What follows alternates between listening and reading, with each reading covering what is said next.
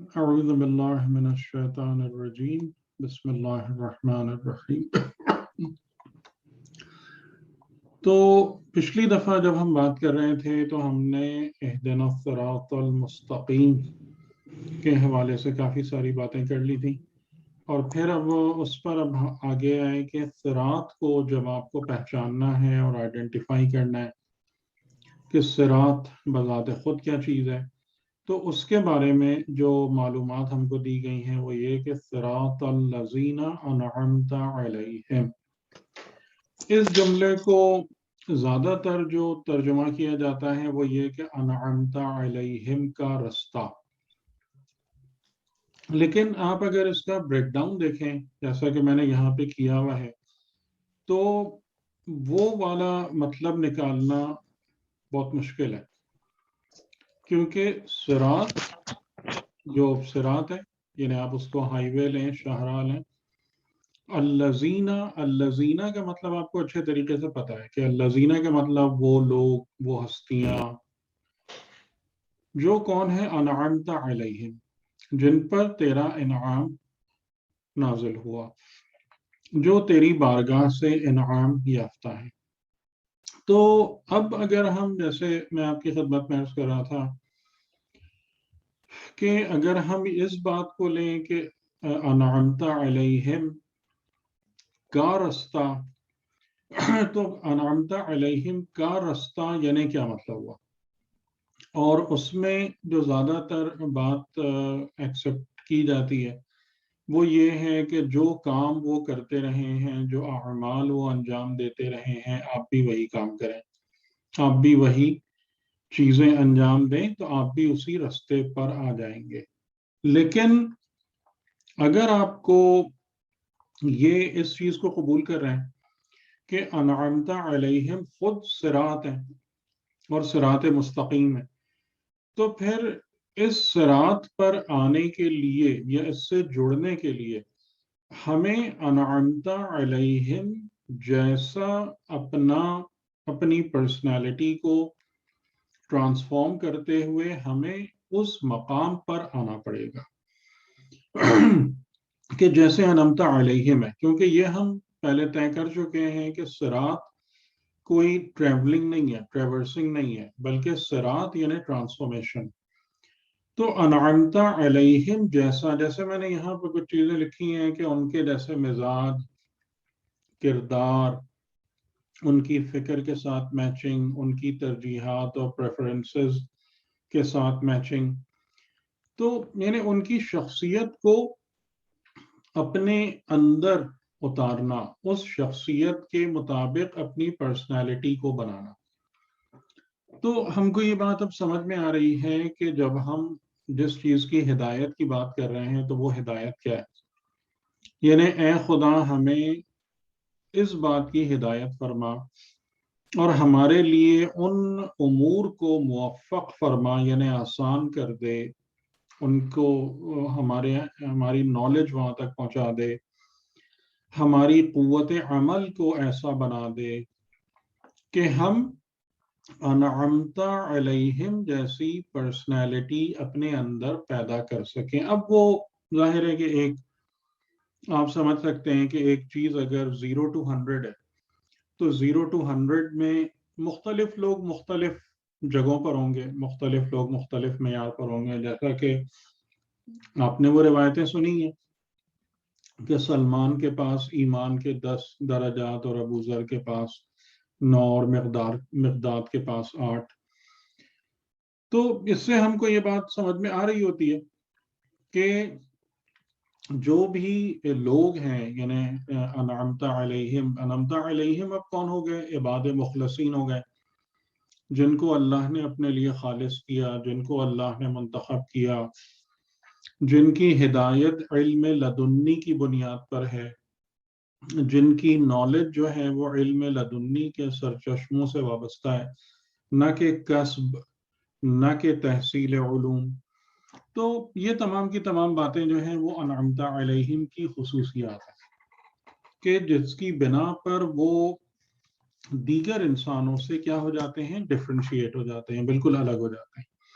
اور ان کا الگ ہونا ہمیں ویسے نظر بھی آتا ہے کہ جب خدا نے قرآن کریم میں انبیاء کی بات کی، رسول کی بات کی، ان کے ساتھ جس طریقے سے ڈیلنگ ہے، ان کے جو بیہیویئرز ہیں، اور سب سے بڑی بات یہ ہے کہ خدا کی بارگاہ میں ان کا جو ادب ہے، بندگی کا معیار ہے، خدا کے ساتھ ان کا جو کمیونیکیشن لنک ہے، یہ سب کا سب چیزیں ہم کو بتا رہی ہوتی ہیں کہ یہ ہستیاں اور یہ شخصیات جو ہیں یہ وہ اس انسانی لیول پر نہیں ہیں.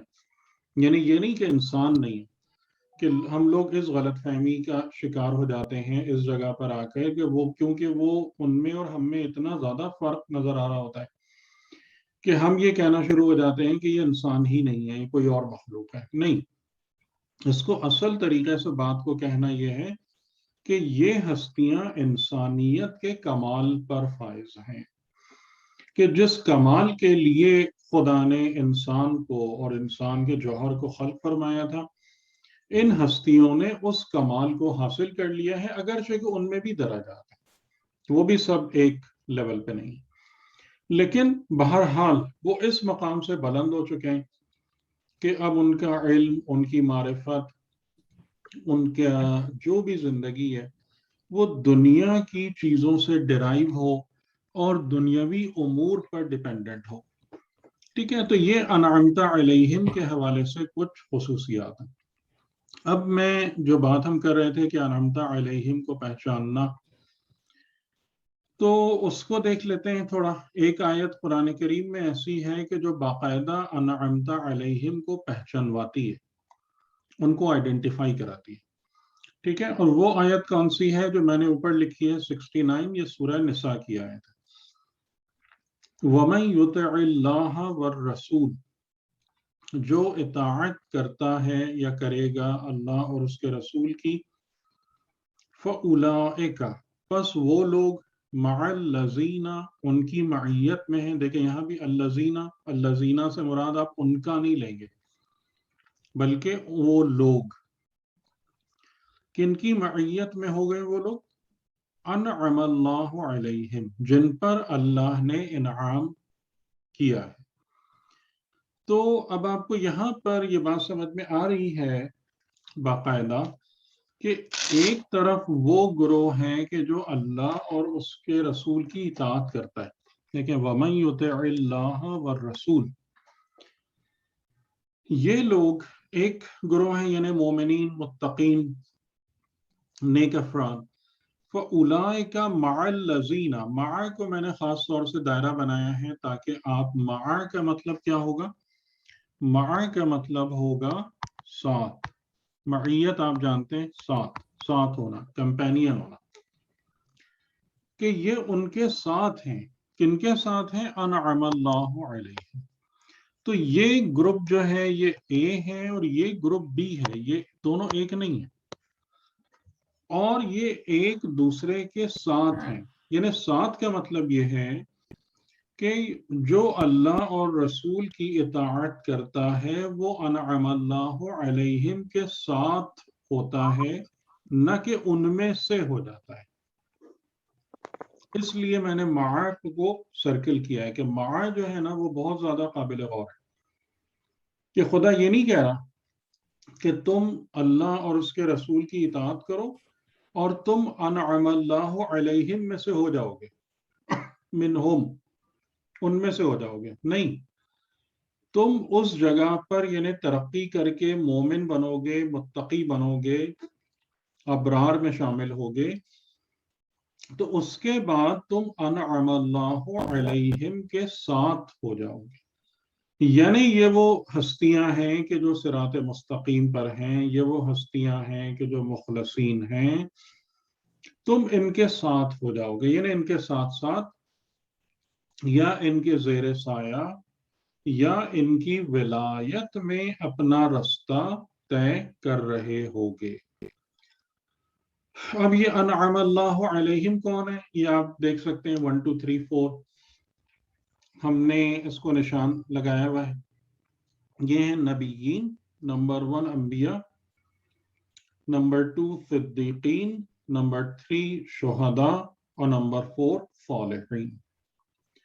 تو انعمت علیہم 4 گروہ ہیں، 4 جماعتیں ہیں، 4 کیٹیگریز ہیں جن کو انعمت علیہم کہا گیا ہے، جو انعمت علیہم میں آ رہے ہیں۔ سب سے پہلے نبیین، پھر صدیقین، پھر شہداء اور صالحین۔ اچھا، یہاں پر اس کی تھوڑی سی نبی اور انبیاء کو تو آپ جانتے ہیں کہ یہ کون ہے، لیکن باقی 3 کو پہچانوانا جو ہے نا وہ ضروری ہے، کیونکہ اس حوالے سے ہمارے یہاں بہت غلط فہمی ہے کہ اس چیز کی وضاحت بالکل بھی نہیں ہے ہمارے ذہن میں۔ صدیق صادق کا صفت مشبہ ہے، یا ایک لحاظ سے کہہ لیں مبالغہ ہے۔ یعنی صادق وہ ہوتا ہے جو سچ بولتا ہے، صدیق وہ ہوتا ہے کہ جس میں سچائی کی صفت پائی جاتی ہے۔ ٹھیک ہے، صدیق سچ بولنے والے یا سچ پر عمل کرنے والے کو نہیں کہتے۔ صدیق کا مطلب یہ ہے کہ جس کا پورا وجود سچ ہے۔ اور بعض حضرات یہ بھی کہتے ہیں کہ صدیق کی ایک پہچان جو خود سورہ یوسف میں ہم کو ملتی ہے وہ یہ ہے کہ صدیق جو کہتا ہے ٹروتھ اس کو فالو کرتی ہے۔ یعنی جب حضرت یوسف علیہ السلام کے قید خانے کا واقعہ ہے کہ جب وہ 2 جوان تھے جن میں سے ایک باورچی تھا بادشاہ کا، ایک اس کو شراب پلانے والے تھا، اور انہوں نے اپنا خواب بیان کیا ہے، تو وہاں پر یہ جملہ ہے کہ یوسف ایھا الصدیق، کہ یوسف جو صدیق ہو۔ اور اس کے بعد آپ نے جو ان کی تعبیر بتائی تھی وہ ایگزیکٹلی وہی ہو کے رہی، اس میں کوئی فرق نہیں آیا۔ تو صدیق یعنی وہ انسان ہے کہ جو سچ، مجسم سچ ہے، مجسم ٹروتھ ہے، اور وہ جو بھی خبر دیتا ہے وہ سچ ہی ہوتی ہے اور سچ اس کو ہی فالو کرتا ہے، ٹروتھ۔ ٹھیک ہے، تو یہ عام طور سے سچ بولنے والا جو ہے وہ صدیق نہیں ہے۔ اور اسی بنا پر جو کہا گیا کہ صدیقین 3 ہیں، کہ حبیب نجار کا نام لیا گیا، اور کا صدیق اکبر جو ہیں وہ امام چاہوں علی علیہ السلام۔ گا یہ حیدر بھائی تھوڑا سا میں صدیق کو سمجھنا چاہوں گا۔ ایک تو آپ نے جس طرح کہا کہ صدیق وہ ہوتا ہے کہ جو مجسم سچ ہوتا ہے، جب وہ کوئی چیز بولتا ہے تو فالو اللہ اس کو کرتا ہے کہ اللہ اس کی بات کو سچ کر کے دکھا دیتا ہے، یا وہ اپنی روحانیت کی وجہ سے جب وہ بولتا ہے تو وہی بولتا ہے جو اللہ چاہتا ہے۔ ایک ہی بات ہے، دونوں میں فرق، ایک ہی بات ہے، تقریباً ایک ہی بات ہے۔ اچھا، تقریباً یہ دونوں ایک ہی باتیں ہیں۔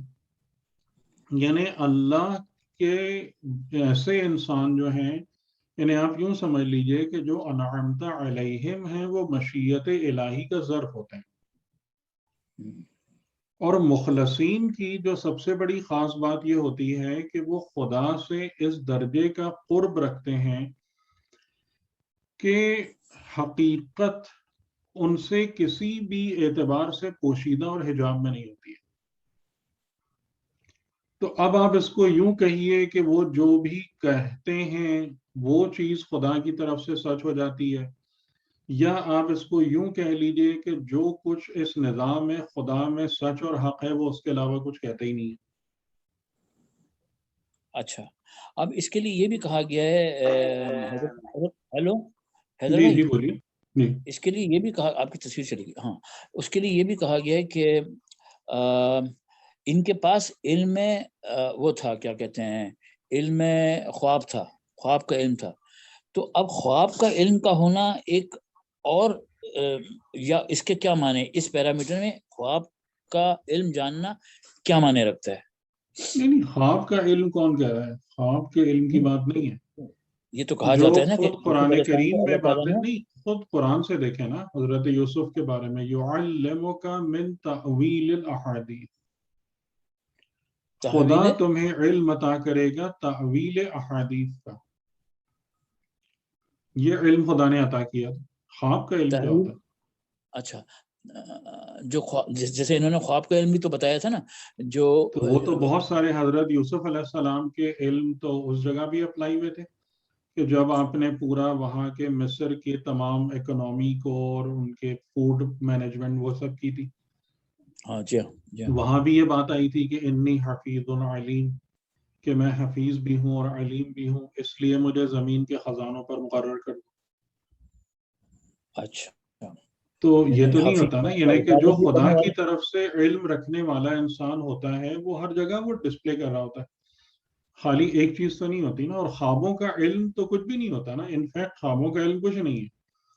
خوابوں کا علم اگر کوئی کہے گا تو اس کا مطلب صرف یہی ہوتا ہے کہ اس انسان کی برزخی آنکھ کھلی ہوئی ہے اور یہ ظاہر کے پردے کے پیچھے دیکھنے کے قابل ہے۔ اچھا کیونکہ خواب بعض اوقات ایسے ہوتے ہیں کہ عالم مثال یا عالم برزخ کے پیغامات ہوتے ہیں سمبولک فارم میں انسان کے پردہ ذہن پہ۔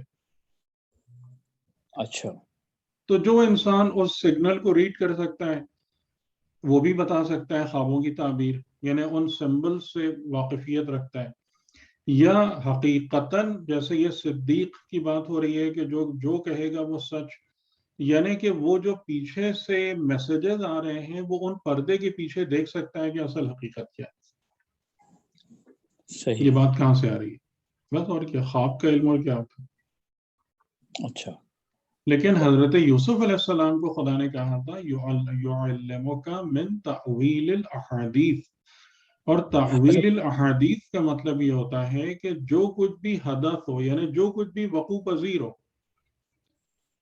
خدا وہ علم عطا کرے گا کہ اس کی تعویل یعنی اس کے اول مقام تک تم دیکھ سکتے ہو،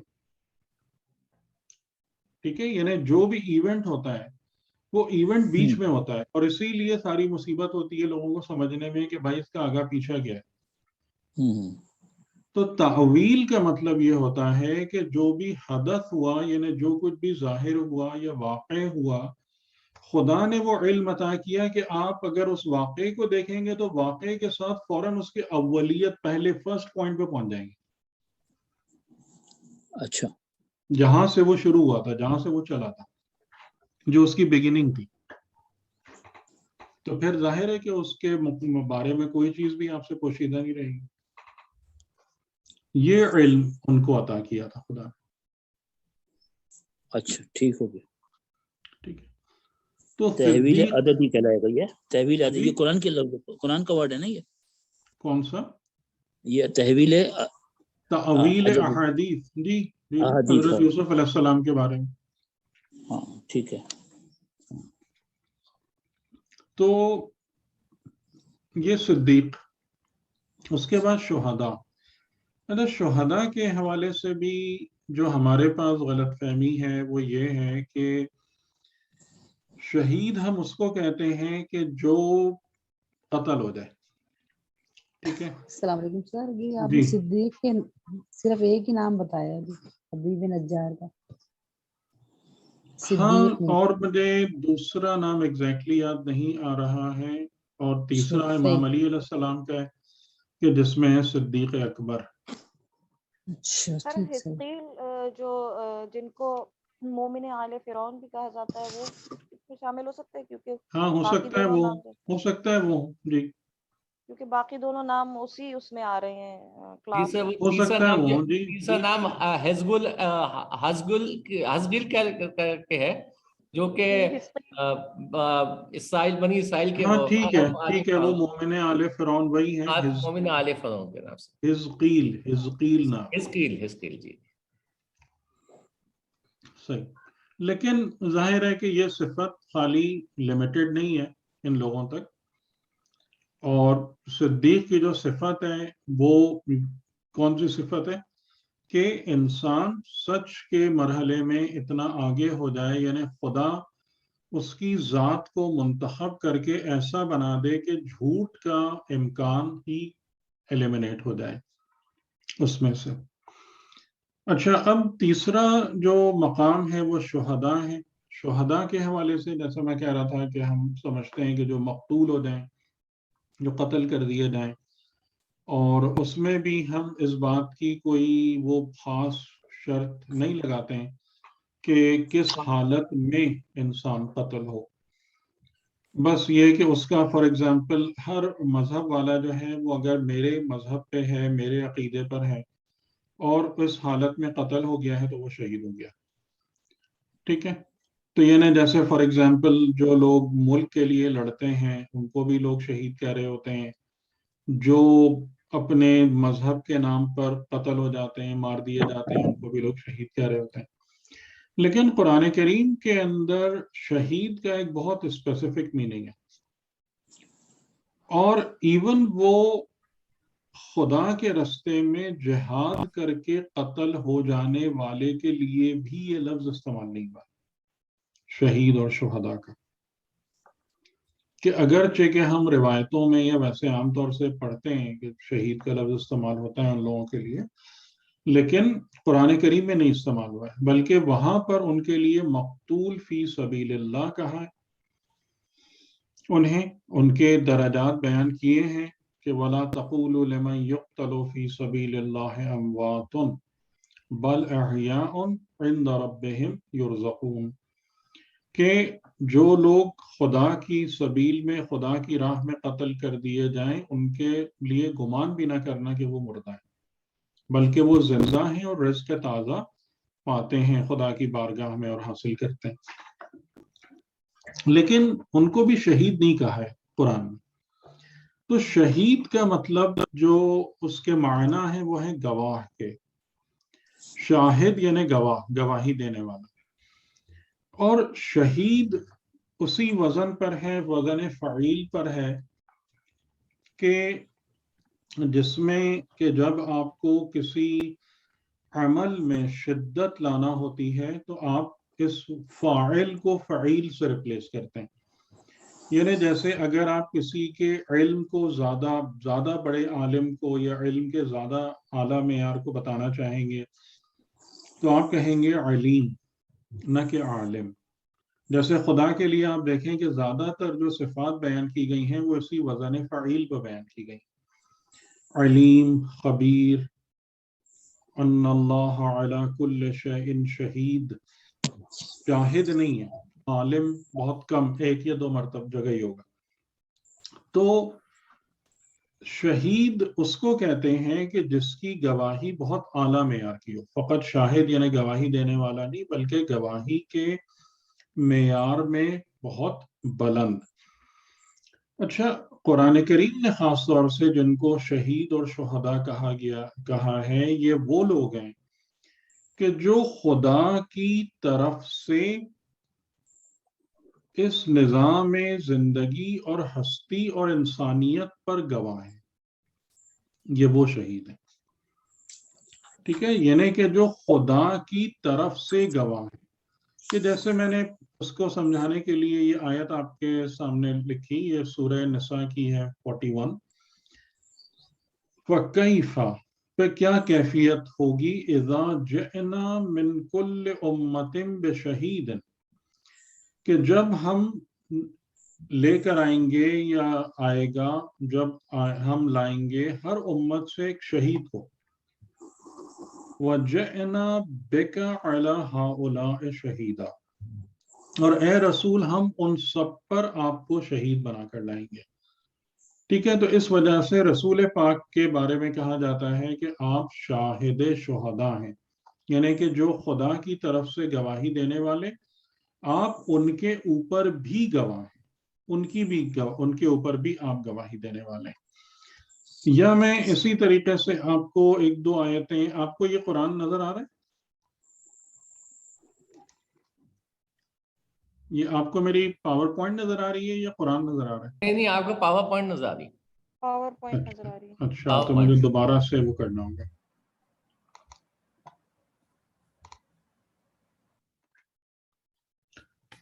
یہ آیت دیکھیں آپ، جو بڑی یعنی ایک لحاظ سے پاورفل آیت ہے، سورہ زمر کے آخر میں، اور جس میں سور کا پھونکا جانا اور تمام قیامت کے مراحل کا ذکر ہے. تو جب حقیقتاً نظام حساب اور محشر قائم ہوگا، یہ آیت 69 سورہ زمر، وَأَشْرَقَتِ الْأَرْضُ بِنُورِ رَبِّهَا، کہ جو سب سے بڑی تبدیلی واقع ہوگی وہ یہ واقع ہوگی کہ زمین اپنے رب کے نور سے روشن ہوگی. یہ سورج چاند ستارے یہ والا حساب کتاب ختم ہو جائے گا. زمین براہ راست اپنے رب کے نور سے روشن ہوگی. وہ مقام قیامت ہے. اور وضع الکتاب، کتاب لا کے رکھی جائے گی.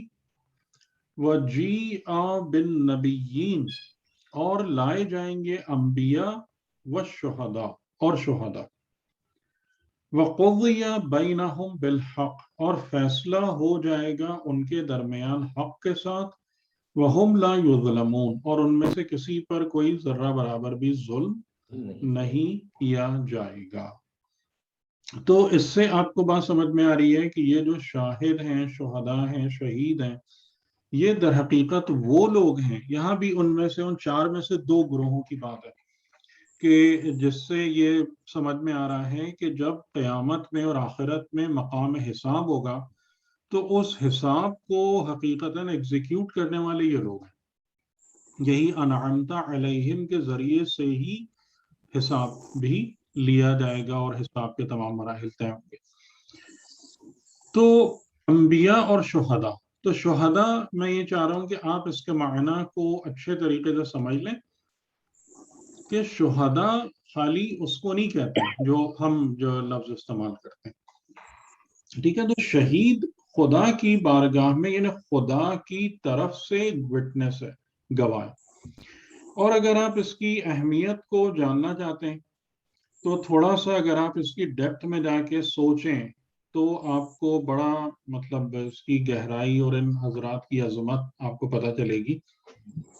کہ دیکھیں، آپ کسی کو بھی کسی شے پر گواہ کب مانتے ہیں، کب مانیں گے؟ جب وہ اس کام کی، اگر یہ شہداء انسانوں کے اعمال پر گواہ اور قیامت میں خدا کی طرف سے گواہی دے رہے ہوں گے، کہ گواہی کے لیے موجود ہوں گے، تو جب تک یہ ہر انسان کے عمل کی حقیقت، اور عمل کی جو حقیقت ہے وہ ظاہر نہیں ہے. عمل کی حقیقت ڈٹرمن ہوتی ہے نیت سے، معرفت سے، ارادے سے. تو یعنی کہ یہ حضرات وہ ہیں کہ جو صرف کسی انسان کے عمل کو نہیں دیکھ رہے بلکہ یہ اس کے عمل کی حقیقت پر گواہ ہیں. عمل کی حقیقت پر تو تقریباً ہم خود اپنے لیے گواہ نہیں بن پاتے. اتنی گہرائی میں تو ہم اپنے آپ کو ہمارے لیے دیکھنا اکثر اوقات مشکل ہو جاتا ہے. تو یہ شہداء وہ گروہ، یہ وہ حضرات ہیں. ٹھیک ہے، یعنی کہ جیسے جب ہم بات کرتے ہیں کہ ہمارے اعمال امام زمان علیہ السلام کی خدمت میں پیش کیے جاتے ہیں، یا ہر دور کے لوگوں کے اعمال اپنے زمانے کے امام، یا سورہ مزمل میں ہے کہ ہم نے بنی اسرائیل پر جیسے موسیٰ کو شاہد، پیغمبر کو شاہد بنا کے بھیجا، گواہ بنا کے بھیجا. تو یہ گواہی جو ہے یہ وہ ہے کہ یہ خالی اوپر اوپر کی نہیں کہ اس نے یہ کیا اس نے وہ کیا، کیونکہ وہ گواہی مکمل نہیں ہوتی ہے کبھی بھی. اصل گواہی قیامت میں یعنی اعمال کی حقیقت، اور یہ خدا کی طرف سے گواہ ہے. یعنی خدا نے ان کو وہاں پر کھڑا کیا ہے، قائم کیا ہے کہ یہ خدا کے اسپوکس پرسن ہیں قیامت میں مخلوقات کے لیے. یہ شہداء ہیں. اور اچھا اسی حیدر بھائی، طریقے سے جی میں ذرا کیا بات پوری کر لوں. قیامت؟ آپ اپنا سوال نوٹ رکھیں، آپ اپنا ٹھیک ہے، سوال نوٹ رکھیں، ابھی پھر ہم مکمل کر کے نا پھر سوالات سنتے ہیں. صحیح. اس کے بعد صالحین، چوتھا گروہ جو ہے وہ صالحین کا آ گیا. صالحین میں بھی جو فرق ہم کو سمجھنا ہے، کیونکہ آپ اس بات کو دیکھتے چلے جائیے کہ صدیقین، شہداء اور صالحین، ان تمام جگہوں پر جو بنیادی بات نظر آ رہی ہے وہ یہ کہ یہ وہ پرسنالٹیز ہیں کہ جن میں ایک خاص صفت پائی جاتی ہے، یا وہ مجسم اس صفت کا نام ہے. یعنی صدیقین مجسم صدق ہیں، شہداء مجسم گواہی ہیں، اور صالحین مجسم صلوح یا نیکی کا ورڈ استعمال کرنا یا تقریباً پراپر نہیں ہے، کیونکہ ہم عام طور سے اگر ترجمہ کریں گے نیک، لیکن نیک والی بات یہاں پہ نہیں ہے. میں آپ کو تھوڑا سا اس کا آئیڈیا دے دوں کہ صالحین کیا ہوتے ہیں. کہ قرآن کریم میں بہت ساری جگہوں پر آیا ہے کہ آمنوا وعملوا الصالحات، کہ لوگ ایمان لائے اور عمل صالح کیے. اچھا، عمل صالح کرنا اور بات ہے، اور صفت صالحیت کا رکھنا اور بات ہے.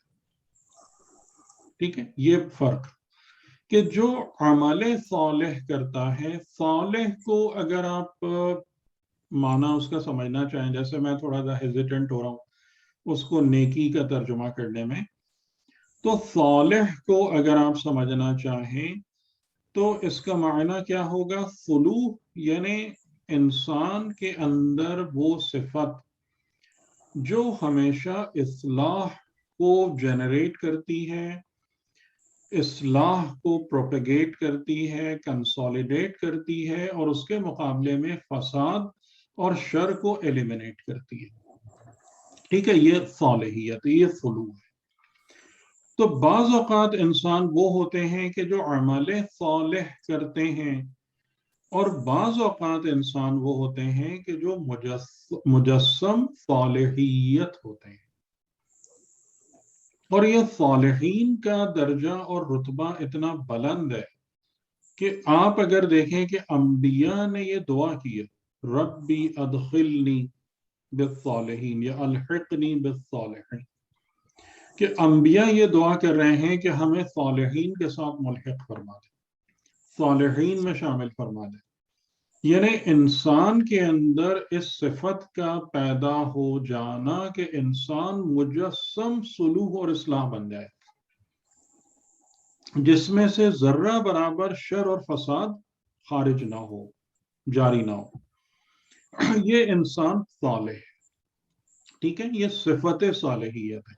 یہ عمل صالح کرنے والے لوگ نہیں ہیں، کیونکہ جو انسان کبھی عمل صالح کرتا ہے وہ کبھی غیر عمل صالح بھی کر سکتا ہے، وہ کرتے ہیں، یا اس کے عمل صالح کا معیار کبھی کبھی ڈاؤن بھی ہو جاتا ہے. تو یہ وہ لوگ نہیں ہیں. تو صالحین جن میں صفت صالحیت پائی جاتی ہے. تو یہ 4 گروہ انعمت علیہم، انعم اللہ علیہم، کہ اگر ہمیں اب ان کو پہچاننا ہے تو انبیاء تو مشخص ہیں، لیکن باقی حضرات جو ہیں وہ تھوڑا سا تلاش کی ضرورت ہے. یعنی مثال کے طور پر کہ جیسے رسول پاک نے اپنے بعد 12 اماموں کو، معصومین کو پہچانوایا، تو اب ہمیں وہاں سے یہ بات پتہ چل گئی کہ جناب یہ صدیقین اور شہداء اور صالحین ہیں، اور ان میں اس قسم کی صفات پائی جاتی ہیں، اور یہ وہ ائمہ برحق ہیں خدا کی طرف سے، انعمت علیہم ہے، کہ جو انسانوں کے اعمال پر گواہ بھی ہوتے ہیں، اور یہ خدا کی طرف سے گواہ بن کر بھی سامنے آئیں گے روز محشر اور روز قیامت میں.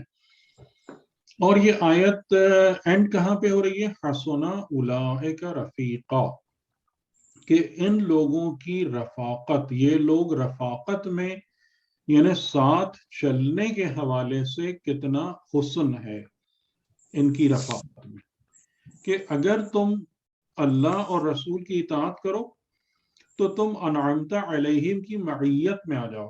یعنی اس میں بھی ایک بڑا عجیب پوائنٹ یہ سمجھ میں آ رہا ہے کہ تقریباً اگر ہم یہ نتیجہ نکالیں کہ ایک بلند درجے کے مومن کے لیے بھی یہ پاسبلٹی ہوتی ہے کہ وہ صراط مستقیم پر چلنے والوں کے ساتھ ساتھ چل رہا ہو، لیکن یہ ممکن ہونا کہ وہ پورا اسی پر آ کر ان میں شامل ہو جائے تقریباً ناممکنات میں سے ہے. تو اس سے ہم کو سمجھ میں آ سکتا ہے کہ انعمت علیہم کے درجات کیا ہیں، صراط مستقیم کا مقام کیا ہے. کیونکہ آپ اس آیت میں دیکھ رہے ہیں کہ خدا معیت اور رفاقت کی بات کر رہا ہے، معیت اور رفاقت کی بات کر رہا ہے، نہ کہ ان میں شامل ہونے کی بات کر رہا ہے. کہ یہ انعمت علیہم میں نہیں شامل ہو رہے، بلکہ ان کی معیت میں یا ان کی رفاقت میں طے کر رہے ہیں رستہ۔ تو اس میں یہ پاسبلٹی بھی ہے کہ آپ صراط مستقیم کے کسی تھوڑے سے نچلے درجے پر ہوں، کیونکہ درجات ہر جگہ پہ موجود ہیں، یا اس کے برابر برابر اور ساتھ ساتھ ان حضرات کی ولایت میں اپنا رستہ طے کر رہے ہوں۔ تو اس جگہ پر پہنچنے کے بعد اب ہمارے سامنے جو اہدنا الصراط المستقیم اور صراط الذین انعمت علیہم والا جو پورا سینیریو ہے، میں امید کرتا ہوں کہ کلیئر ہو گیا ہوگا، اور آپ لوگ اب اچھے طریقے سے سمجھ رہے ہوں گے کہ جب ہم یہ بات کرتے ہیں، اور ظاہر ہے کہ انہی کلمات کی وجہ سے ہی سورہ حمد جو ہے وہ جامعیت رکھتی ہے کہ جس کی بنا پر اسے ہر نماز میں قرأت کرنے کا حکم دیا گیا، اور جو امام علی علیہ السلام کے جملے ہیں کہ جو کچھ قرآن میں ہے وہ سورہ حمد میں۔ تو میں امید کرتا ہوں کہ ظاہر ہے کہ نہ ہماری یہ سکت ہے، نہ اتنی طاقت ہے، نہ علم ہے کہ ہم اس چیز کو، یعنی اس جملے کو کما حقہ، اس کا حق ادا کر سکیں، لیکن جتنی بھی بات ہم کر پائے ہیں تو اس سے آپ کو سورہ حمد کی جامعیت کے بارے میں اور اس چیز کے بارے میں کہ سورہ حمد میں ہر چیز کور ہو رہی ہے، اور اہم ترین معاملات جو ہیں، یعنی خدا سے تعلق، آپ کا عقیدہ، خدا اور آخرت، اور خدا اور آخرت کے ساتھ جو آپ کا عقیدہ ہے وہ بھی جن اسماء و صفات کے سائے میں بیان کیا گیا ہے، وہ بہت بہت قابل غور ہے، بہت اہم ہے۔ پھر یہ کہ خدا سے بندے کا تعلق، بندگی، عبادت اور استعانت والا، اور پھر بندے کی دعا، اور دعا کا خالی ایک ہی، اب آپ سمجھ رہے ہیں نا کہ دعا کتنی جامع ہے۔ اگر خدا ہمیں اس قابل بنا دے کہ میری ذات اور میری شخصیت اور میرا کردار انعمت علیہم سے جڑ جائے، اور ان کا رنگ اور ان کا اثر میرے اندر آ جائے، تو مجھے اور کسی بات کے مانگنے کی ضرورت ہے؟ پھر کسی اور چیز کی ہدایت کی طلب کرنا باقی رہ جاتا ہے؟ کام مکمل ہے۔ ماشاءاللہ ماشاءاللہ۔ تو اسی طریقے سے یعنی یہاں پر آپ اس بات کو سمجھ سکتے ہیں کہ اب یہ پوری جامعیت جو ہے سورہ حمد نے کس طریقے سے، یعنی انسان کے عقیدے کو، انسان کے جو راہ ہے، زندگی کا سفر ہے، ڈیسٹنی ہے، ڈیسٹینیشن ہے، سب کو کس طریقے سے سمیٹ دیا۔ تو یہ بات یہاں پہ مکمل ہو رہی ہے، اور انشاءاللہ اس کے بعد اب ہمارے پاس بچ گیا آخر میں دو جملے، غیر المغضوب علیہم ولا الضالین، کہ اب اس بات کا بھی آئیڈینٹیفائی کرنا ضروری ہے کہ کہاں جانا ہے، اور کہاں جانے کے ساتھ ساتھ اس بات کو بتانا بھی ضروری ہے کہ کہاں نہیں جانا ہے، کس جگہ پہ قدم نہیں پڑنے چاہیے، کیونکہ دنیا کی زندگی میں سب سے بڑا مسئلہ یہی ہے کہ آپ ہمیشہ دو راہے پر ہیں، ہر جگہ دو راہے پر ہیں، کہ انسان جس مقام پر بھی ہے وہ مقام امتحان اور آزمائش ہے، اور آزمائش اور امتحان میں وہ دو دروازے، یعنی یا اوپر جائے یا نیچے جائے، یہ دونوں پاسبلٹیز ہر وقت کھلی رہتی ہیں۔ تو اس وجہ سے اگر آپ مکمل طور سے اپنے تمام امتحان کو کور کر رہے ہیں تو آپ کو دونوں پاسبلٹیز کو دیکھنا پڑے گا، یعنی فقط اور فقط یہ نہیں کہ جناب بس جنت اور فلاں، نہیں، جنت کے ساتھ، یعنی جب اسی سے آپ کو ایک بات یہ بھی سمجھ میں آئے گی کہ ائمہ علیہ السلام جو ہیں وہ اپنی دعاؤں میں اس بات کا اتنا ذکر کیوں کرتے ہیں کہ ہم عذاب خدا میں مبتلا نہ ہو۔ جیسے آپ دعائے کمیل دیکھتے ہیں، جیسے آپ مختلف اور بھی دعائیں ہیں، دعائے افتتاح وغیرہ میں بھی یہ جملے شروع میں آتے ہیں نا کہ انت ارحم الراحمین فی موضع العفو والرحمت وانت اشد المعاقبین فی موضع النکال والنقمت۔ تو اس کا مطلب یہ ہے کہ انسان جب تک اس آزمائشی زندگی میں ہے تو عفو و رحمت کا موضع، یعنی وہ در بھی کھلا ہوا ہے، اور نکال و نقمت کا دروازہ بھی کھلا ہوا ہے، یعنی خدا کے انتقام اور غضب کا دروازہ بھی کھلا. تو یہ نہیں سمجھنا چاہیے کہ نہیں بس خدا جو ایک عام طور سے بات ہوتی ہے نا، اور یہ خاص طور سے ویسٹرن ورلڈ میں اب یہ باتیں کافی زیادہ آتی ہیں جی، خدا بینیولنٹ گاڈ، خدا آل مرسیفل ہے، ہی از آل گڈ.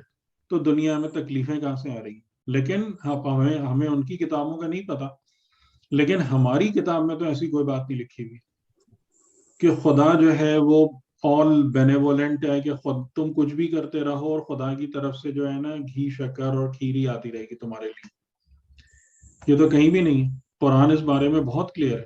یہ جیسے میں نے دعائیں بھی آپ کے سامنے پڑھی کہ اگر تم ٹریک سے ہٹو گے جو ہم نے تم کو بتایا ہے، جو ہدایت ہم نے تمہیں رستہ دکھایا ہے اس سے ہٹو گے تو ضالین میں سے بھی ہو جاؤ گے، اور اگر توبہ نہیں کرو گے تو مغضوب علیہم میں سے ہو جاؤ گے، اور دنیا کے اندر بڑی بڑی سختیاں چکھنی پڑ جائیں گی. آخرت کا تو باری بعد میں آتی ہے.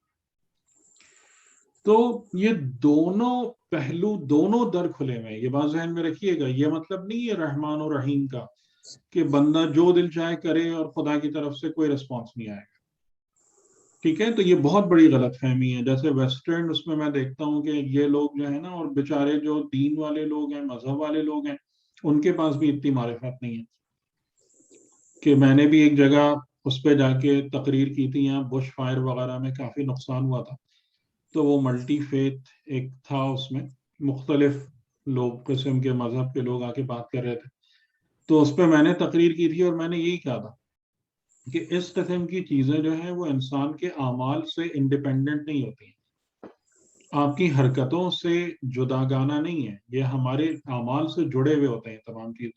تو کچھ لوگ بہت ہی ناراض ہو گئے کہ یہ کیا بات ہوئی، خدا ایسا نہیں کر سکتا، خدا کسی کو تکلیف نہیں دے سکتا.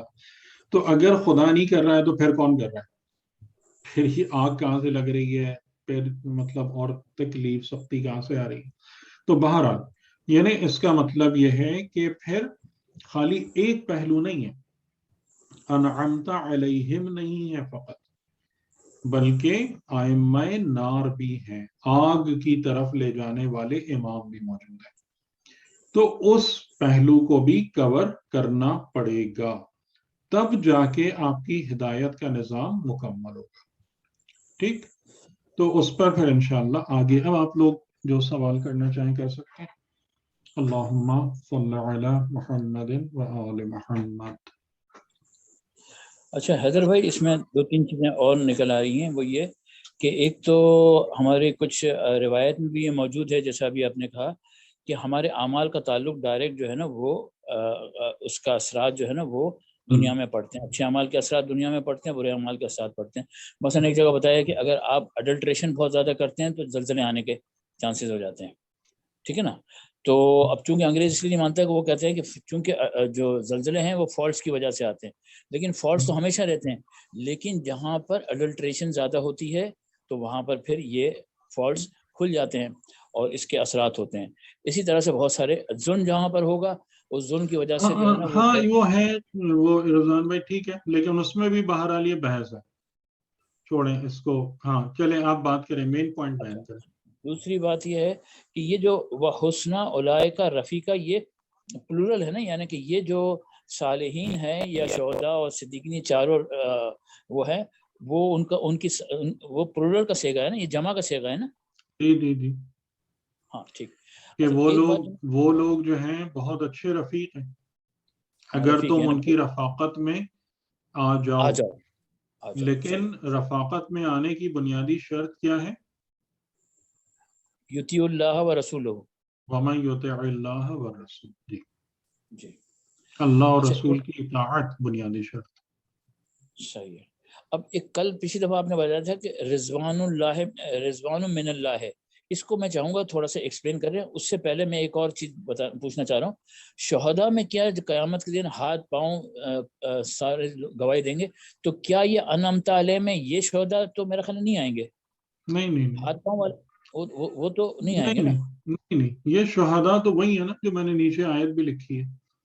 ہاں کہ ہم ہر امت سے شہید اٹھائیں گے، بلائیں گے، اور اے رسول ان کو ان سب پر شہید بنا کے لائیں. بالکل صحیح. اب یہ ہاتھ پاؤں جو والے جو ہے نا وہ کس قسم کے گواہ ہوں گے؟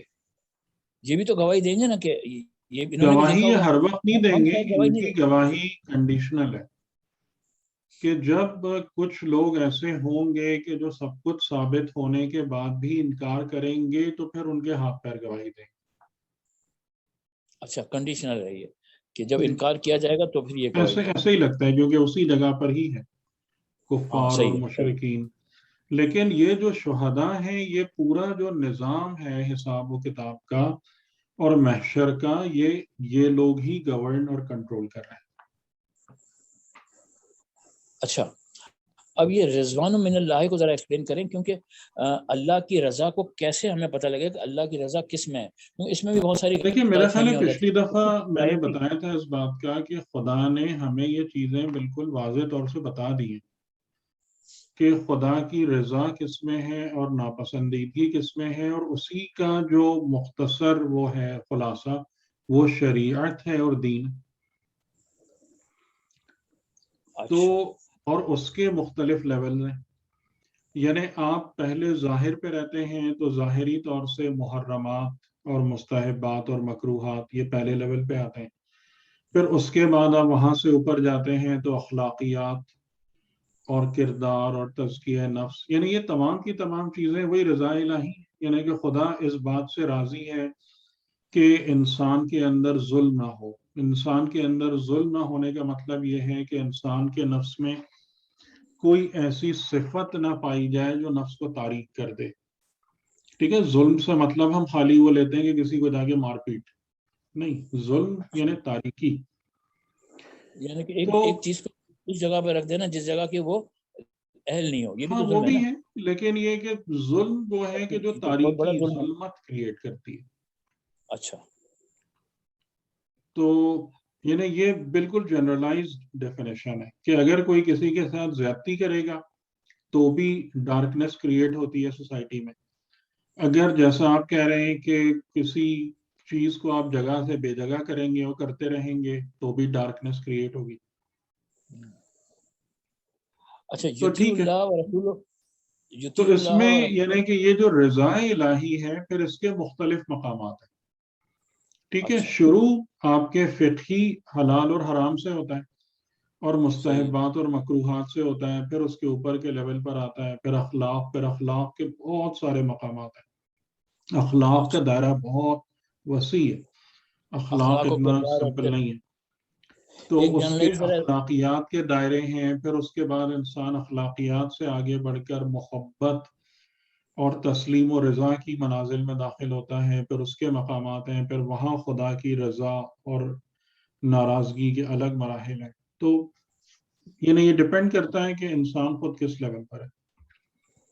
صحیح ماشاء اللہ. لیکن اب مینلی وہی واجبات اور محرمات اچھا بیسیکلی جو ہے وہ یہی ہے. ہم جیسے لوگوں کے لیے اصل وہ، اور پھر اس کے بعد اخلاق.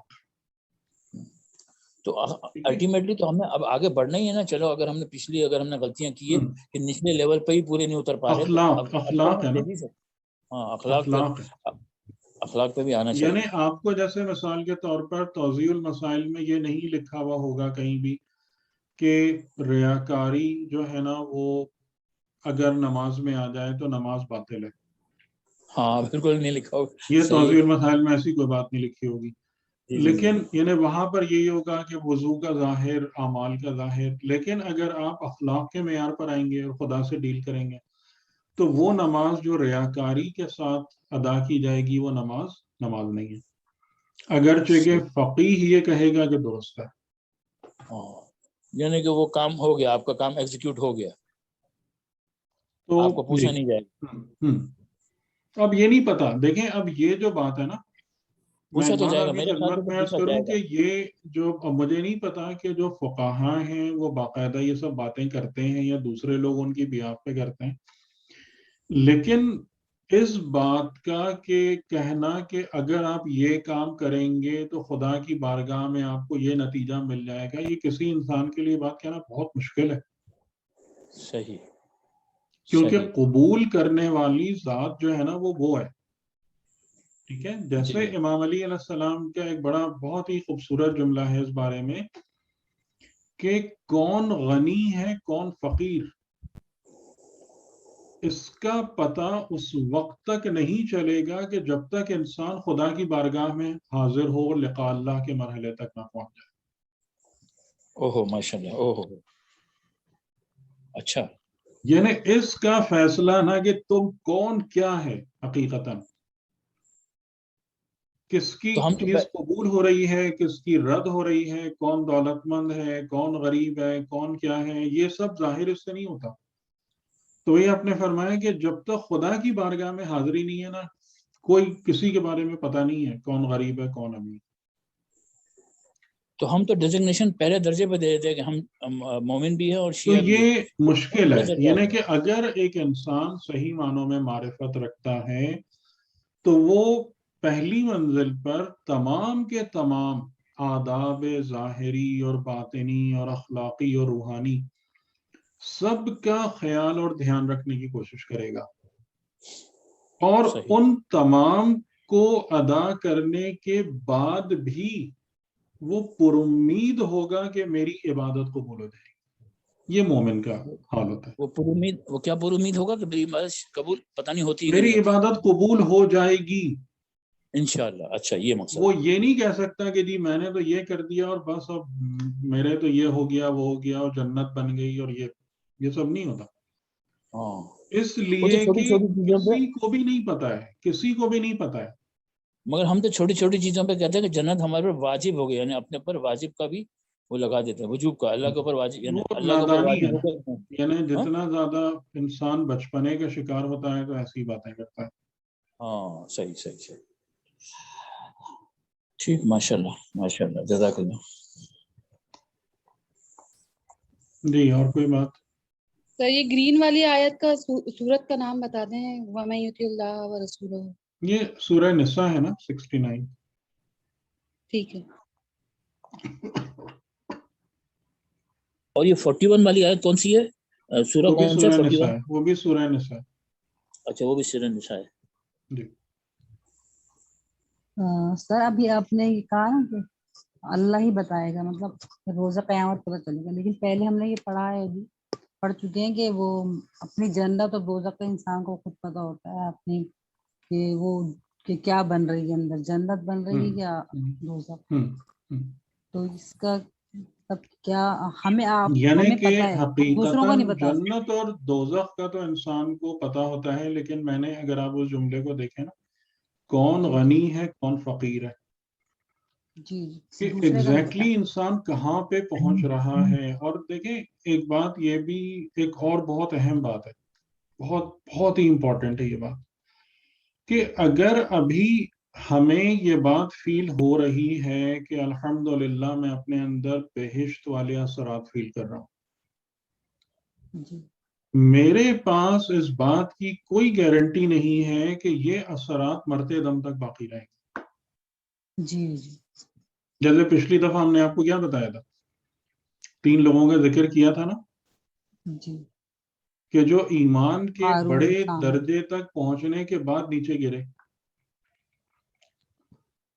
تو جی. اصل بات یہی ہوتی ہے کہ انسان کے پاس کوئی گارنٹی نہیں ہے کسی بات کی نا.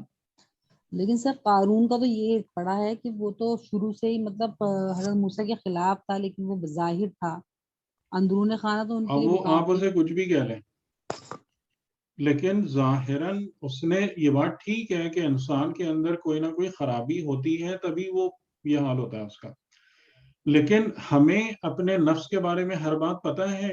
ہم اس پوری گہرائی میں دیکھ رہے ہیں، جانتے ہیں کہ کس وقت کیا ہوگا اور کیا نہیں ہوگا. یعنی بہت سارے لوگ جو ہیں، آپ نے اپنی نظروں کے سامنے بھی دیکھا ہوگا کہ جب وہ غریب رہتے ہیں تو اچھے رہتے ہیں، جی مومن رہتے ہیں، اور جہاں دولت آتی ہے یا ان کو اقتدار ملتا ہے تو کیا بن جاتے ہیں.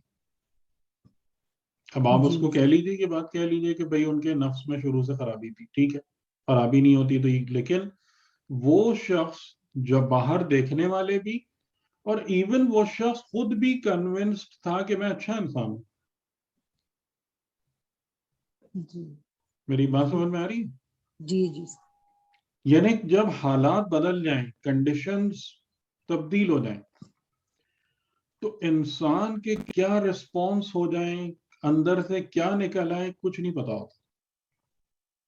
اس کا مطلب ہر وقت اللہ سے پناہ مانگنی چاہیے کہ اللہ تعالیٰ ہاں، ہمیں. اور یہ جیسے امام علی علیہ صرف السلام کا پیغام. بھی جو یہ جملہ ہے نا، وہ یہی بتا رہا ہے کہ بھائی کسی وقت بھی جو ہے نا، وہ اپنے آپ پر مطمئن ہو کے نہیں بیٹھو، جی جی سر یہ جس کچھ طرح نہیں ابھی پتا آپ نے انسان کو. یعنی کہ سر صرف موجود ہونی چاہیے. اگر صرف موجود ہوگی تو پھر ادھر ادھر نہیں جائے گا. اور اگر عمل صالح کر رہا ہے بغیر جی، صرف. لیکن صفت کے بعد بھی نا، کہ جو جیسے علامہ طباطبائی نے ایک مثال دی تھی کہ جو ہمارے ساتھ بہت بڑی پرابلم ہوتی ہے، وہ حوض کے پانی کے نیچے بیٹھی مٹی، وہ اس گرد کی تہوں کی پرابلم ہوتی ہے کہ جو نیچے تہ میں بیٹھی ہوئی ہوتی ہے. جی کہ بعض اوقات جب آپ یعنی پانی آپ دیکھ رہے ہیں بہت صاف ہے، شفاف ہے، سب ہے، آپ یوز بھی کر رہے ہیں، لیکن بعض اوقات ایسے حالات ہوتے ہیں کہ جب حوض کا پانی ایجیٹیٹ ہو جاتا ہے تو کیا ہوتا ہے پھر گندا ہو وہ جاتا ہے نیچے سارا. والی گرد اوپر آ کر پورے پانی کو آلودہ کر دیتی ہے. جی صحیح. تو لیکن اب جو اس میں دیکھیں، اور اسی وجہ سے میں آپ لوگوں کو سمجھانے کے لیے بات کر رہا ہوں، میں کسی سے بھی کوئی خدا نہ خواستہ لڑنے یا بحث کرنے کے لیے بات کوئی نہیں کر رہا تھا، کہ دیکھیں اسی وجہ سے جو ہے نا، شیطان اس قسم کے پورے سینیریوز کریٹ کرتا ہے کہ جس کے ذریعے سے لوگوں کو وہ کس بات سے ہٹا دے، سیلف اسکروٹنی سے ہٹا دے، صحیح. ان کو ایک فالس سینس آف پروٹیکشن دے دے کہ بھئی تمہارا کام ہو گیا، اب تمہیں کسی قسم کی کوئی فکر وکر کرنے کی ضرورت نہیں ہے، ہاں کوئی مسئلہ نہیں ہے تمہارے لیے، اب مزے کرو بس، ٹھیک ہے، تمہارا کام ہو گیا. صحیح. تو اسی وجہ سے، حالانکہ اس بارے میں قرآن کریم بھی بہت کلیئر ہے اور معصومین علیہ السلام کے بھی بہت سارے کلمات موجود ہیں کہ بھائی نہیں، ایون کہ تم اپنے اندر بہت اچھائیاں محسوس کر رہے ہو، اچھے چیزیں دیکھ رہے ہو، لیکن آخری دم تک ہوشیار رہنا ہے، جی کیونکہ ہمیں نہیں پتا کہ ہمارے اندر کون سی ایسی گڑبڑ بات چھپی ہوئی ہو جو کس وقت نکل آئے، کس وقت ہم کہاں پر کمزوری کا مظاہرہ کر دیں، خدا نہ خواستہ کہاں قدم پھسل جائیں. جی سر یہ تو ہے.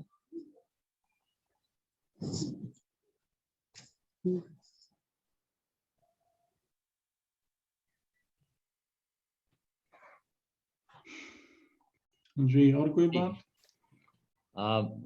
وہی والی بات ہے جو ابھی یہ کہہ رہے تھے کہ آدمی کو دعا کرتے رہنا چاہیے کہ آپ کا خاتمہ جو ہے وہ ایمان کی حالت میں ہو، وہ آخری لمحے تک جو ہے نا شیطان آپ کو کہیں بھی نکال سکتا ہے، کہیں بھی آپ الٹ سکتے ہیں. جی، اصل اس میں دیکھیں شیطان سے زیادہ جو بڑا پرابلم ہے نا، وہ خود اپنے نفس کا ہے. سر وہ نفس کے اندر شیطان ہی ڈالتا ہے نا، شیطان کچھ نہ شیطان کچھ ڈالتا ہے، تو خالی آپ پر تیر چلاتا ہے نا، لیکن تیز چلاتا مسئلہ یہ ہوتا ہے کہ اگر ہم نے اس قسم کے آئیڈیاز کو ایکسپٹ کر لیا کہ ہم تو جنتی ہو گئے، اب ہمارے لیے تو کوئی مسئلہ نہیں ہے، ہر چیز کلیئر ہو گئی، تو اس کا نتیجہ یہ نکلتا ہے کہ بندہ اپنے نفس میں موجود خرابیوں کو دیکھنے سے خالی ہو جاتا ہے، اور اس وقت پھر شیطان اسی وقت کا انتظار کر رہا ہوتا ہے. آپ کا دشمن جو ہے وہ کس وقت کا انتظار کرتا ہے؟ جب آپ ویک ہو جائیں کسی جگہ جب سے، آپ غافل نہیں، ویک سے زیادہ جب آپ جہاں غافل ہو، غافل ہو جائیں، جہاں جب غافل آپ ہو. غافل ہو. اسی تو لیے آپ نے وہ لاسٹ اس ٹائم نے جو یہ سارے ڈھکوسلے رچائے ہیں نا، وہ اس کی اصل وجہ یہی ہے کہ لوگ غفلت میں پڑے رہیں اور وہ اپنا کام کرتا ہے. تو یہ بہت ڈینجرس بات ہے کہ انسان اس حوالے سے غفلت کا شکار ہو جائے کہ بس جی میرا کام تو ہو گیا. اب میں تھوڑا سا اپنی سمجھ کے لیے جو ہے وہ میں تھوڑا سا ایکسپلین کروں گا کہ میں کیا اس سب تک سمجھا. کہ اب ہم یہ کیا میری انڈرسٹینڈنگ یہ ہے کہ صلاۃ उन लोगों का जिन पर नेमतें, सलात वो लोग जिन पर नेमतें नाजिल की गई, इनाम किया गया, अल्लाह की तरफ से इनाम याफ्ता। इनाम किया गया। और उनके बाद उनकी 4 कैटेगरीज भी बता दी कि ये नबीन, सिद्दीकीन और वो है। अब इसका मतलब हम पिछले उसमें जाएं जो सूरह मायदा की उसमें थी, जहां पर हिदायत का निज़ाम बयान किया गया था, 5 स्टेजेस थी। तो इसका मतलब ये हुआ कि पहली स्टेज मार्फत थी जो कि शनाख्त कर दी गई, आपको बता दिया गया। दूसरा सुबुल सलीम की आपको हिदायत मिल गई। अब आपका जो तीसरा सफर है जुल्मात से नूर की तरफ का, जो आपका ट्रांसफॉर्मेशन है वो शुरू है। और अब आप जैसे जैसे अपनी ये सिफात के अंदर बेहतरी लाते जाएंगे, वैसे वैसे अल्लाह आपको निकालता जाएगा और हिदायत की तरफ बढ़ाता जाएगा। अब ये एक तो ट्रांसफॉर्मेशन जुल्मात से नूर की तरफ आने का मतलब क्या हुआ कि हमारे अंदर अनअमता अलैहिम जैसी सिफात पैदा होती चली, पैदा होती जाएंगे। जैसे जैसे हम उन सफात के साथ करीब आते जाएंगे, उनके किरदार, उनके सफात, तो वैसे वैसे हम जुल्मात से नूर की तरफ निकलते जाएंगे। ठीक है, यहाँ सिरात तक है, मुस्तकीम से करीब होते साथ ही जाएंगे। करीब से हो जाएंगे। और इस बेसिस पर हम बिल्कुल अल्हम्दुलिल्लाह रब्बिल आलमीन कहने हैं कि हक बजादिम है। जी, जी, ये भी सही क्लियर हो गया। तो इसका मतलब ये है कि अब हम जो है अपने आप को ये समझें कि अगर हमने कुरान से ये चीज समझ ली और समझ ली कि हमने पढ़ना शुरू कर दिया, तो अब हमारा जो काम है वो अपने नफ्स का तज़किया है, और तज़किया नफ्स करते हुए अपने नफ्स की सिफात को बेहतर से बेहतर करना है। और उसके सारे जितना हम अपनी कोशिश करते जाएंगे तो अल्लाह हमें उससे निकाल के यानी उस शैतान से बचा विलायत के साए में, उस ठीक है ना, हिदायत के साए में। हाँ, उस हिदायत अनअमता के साए में, अलैहिम की विलायत के साए में। ये हिदायत इंडिपेंडेंट के नहीं कि मैं अपने घर में इंडिपेंडेंट, बैठ जाऊं नहीं नहीं और बिल्कुल अपनी हाँ, मर्जी से शुरू हो जाऊं, नहीं नहीं, उनकी हिदायत के ठीक है ना। साथ जो है चलना है। हाँ यानी बिल्कुल जी, जब हम सिरात को पूरा का पूरा मुनहसिर कर रहे हैं अनअमता अलैहिम में, तो इसका मतलब यह है कि सिरात अनअमता अलैहिम से हटकर किसी चीज का नाम नहीं। हाँ बिल्कुल सही है। ठीक। अब जो कुछ हमने करना है उनको अपना वो बना के उसके जी, निगरानी में सफर शुरू बिल्कुल, करना है। अब वो हमारा सफर है, वो हमारा कंटिन्यूस है, बिल्कुल। अब वो आखिर लम्हे तक है।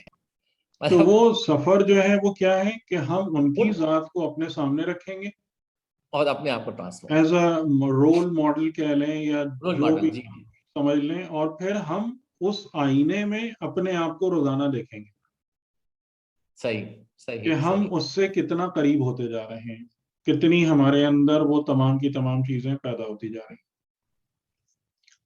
ठीक है। इसका मतलब ये हुआ, अब जो मैं आपको अपने हिसाब से थोड़ा सा बता देता हूँ कि बहुत ज़्यादा बहस होती है कि गाना हराम है या हलाल है या क्या है। तो उस सब को छोड़ के हम सिर्फ ये देख लेते हैं कि इमाम मूसा काजिम की रवायत कि जहाँ उनको कैद से निकाल के उनके चाहने वाले ने अच्छे घर में रख दिया था, तो उन्होंने कहा मुझे वापस तहत खाने में भेज दो क्योंकि यहाँ पर गाने की आवाज़ सारी रात आती है जो कि मेरी तकलीफ है। तो अगर हम उनके हुस्ना पर रखते हैं, मतलब उनकी इस बात को मान लें, तो फिर हमें तो गाना फोन छोड़ देना चाहिए। नहीं, तो यही असल बात है ना, और यही क्योंकि असल बात जो है, यही हमारा असल। प्रॉब्लम ये है ना कि वो हम ऊपर से हराम हलाल जायज हाँ, नाजायज ये ये हलाम सब हलाल से की तो कंसेप्ट छोड़ देना। अब तो हमने ज्यादा सिर्फ ये तरफ देखना जा है, रहे होते हैं ना।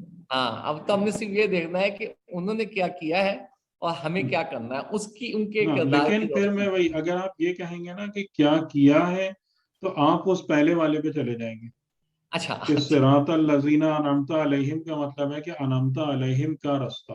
नहीं नहीं, मतलब जो हाँ, उनका है, मतलब क्योंकि आपको ये देखना है कि उनकी शख्सियत कैसी थी, हाँ उनकी पर्सनैलिटी कैसी थी, वो कैसे सोचते थे, कैसे फिक्र करते थे, मुख्तलिफ हालात में कैसे चीज़ों को अप्रोच करते थे। यानी जैसे मिसाल के तौर पर कि अगर कोई आपसे आके कहे, जैसे मुझसे एक साहब ने, एक बच्चे ने एक बात कही कि हमने सुना है, अब पता नहीं कहाँ किसी मजलिस या वाक़या है कहाँ पे, कि इमाम हुसैन अलैहिस्सलाम ने लोग जो आए थे उनसे जंग करने, उनसे कहा कि तुम हमारे साथ आ जाओ, जितना वो तुमको दे रहे हैं मैं उससे ज्यादा दूंगा। تو آپ یقین کر سکتے ہیں اس بات پہ؟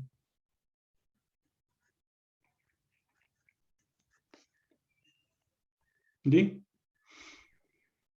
نہیں یہ بات اس طرح سے نہیں ہے، لیکن وہ جو گفتگو ہے آخر میں ان کی مطلب ابن زیاد کے ساتھ شاید، جس میں اس نے کہا تھا کہ مجھے رے کی حکومت چاہیے، اس کے اندر امام حسین نے اس کو ایک آفر کی تھی، تم میری طرف آ جاؤ تو اس سے کہیں زیادہ اچھی چیزیں مل جائیں گی.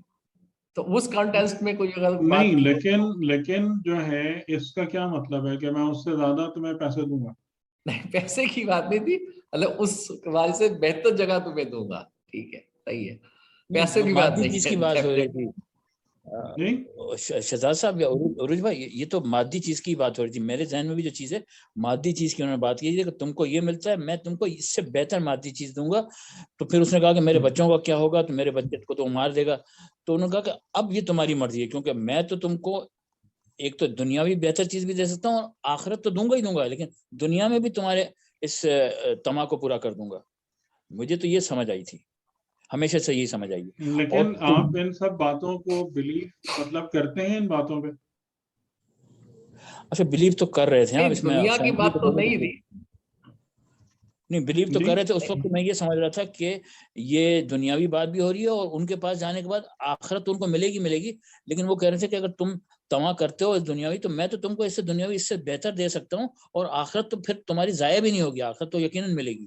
تو میں تو بلیو کر رہا تھا، آپ کو میں فرینکلی بتا دوں، جبکہ مجھے پتا ہے کہ یہ بلیو کرنا آپ کے نزدیک اچھی بات نہیں ہے، لیکن میں فرینک بول رہا ہوں تاکہ میں آگے بڑھ سکوں، کیونکہ میں نے دونوں پہلو بتائے کہ اس میں انہوں نے دنیاوی تما بھی کہا تھا اور اخروی بھی کہا تھا. اخروی تو ملے گی لیکن تمہاری دنیاوی تما کو بھی میں دور کر سکتا ہوں. صحیح.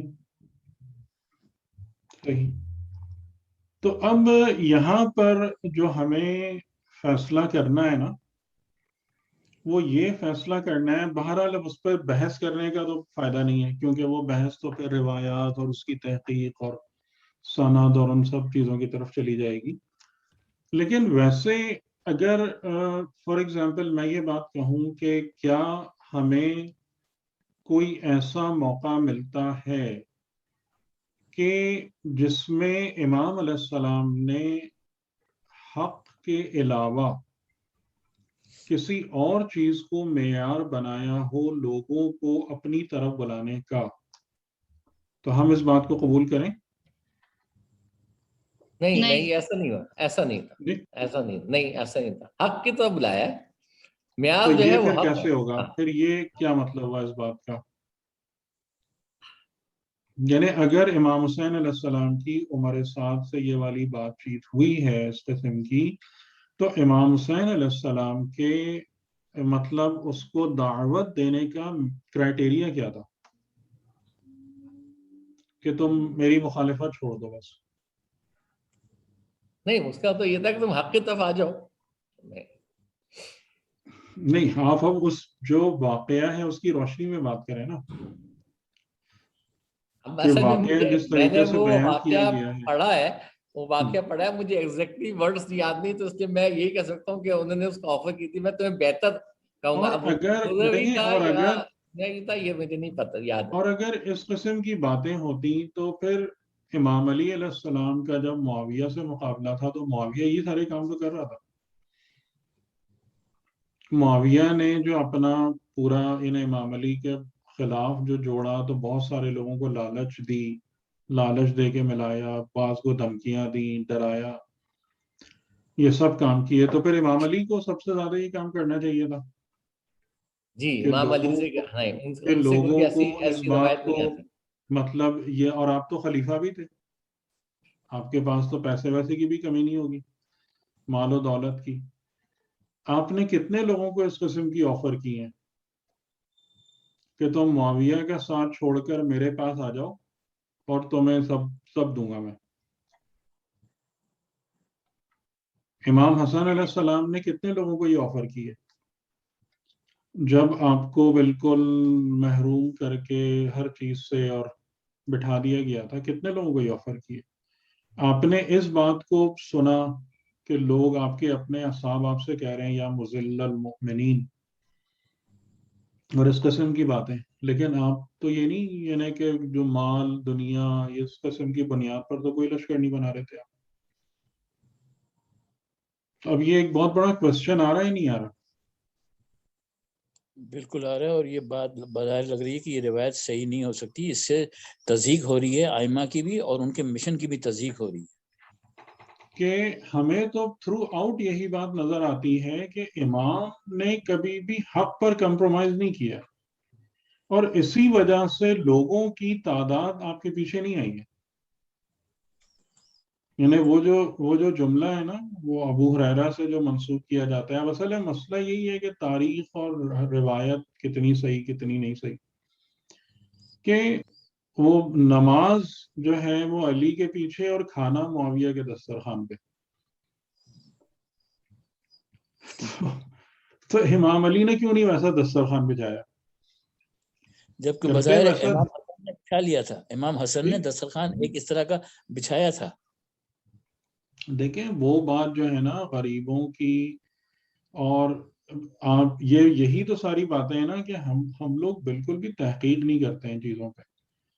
دیکھیں جب یہ بنو امیہ کا زمانہ آیا تھا، خاص طور سے معاویہ وغیرہ کا، تو اس میں ان لوگوں کی جو طریقے تھے نا، جو پہلے 3 خلافتوں میں نہیں تھا یہ کام، لیکن انہوں نے یہ کام کیا کہ جو میرے فیور میں ہے اس کے لیے ساری فیسلٹی، اور جو ہمارے مخالف ہے وہ بالکل جائے فقیر بن کے رہے، اس سے سب کچھ چھین لو. تو امام حسن کے دسترخوان کا مطلب یہ نہیں تھا کہ بڑے بھر کے کھانے اور دعوتیں چل رہی ہیں. وہ تو امام غربا کے لیے حسن تھا، وہ تو امام غربا کے حسن لیے علیہ تھا. السلام کے دسترخوان کا مطلب یہ تھا کہ یہ جو محروم پریشان حال لوگ جو اب اس ظلم و ستم کو سہ رہے ہیں نا، یہ ان کی تعلیف اور ان کے ہیلپ کرنے کے لیے. یہ اب بہرحال خدا ہم سب پر رحم کرے، میرے حال پر بھی رحم کرے.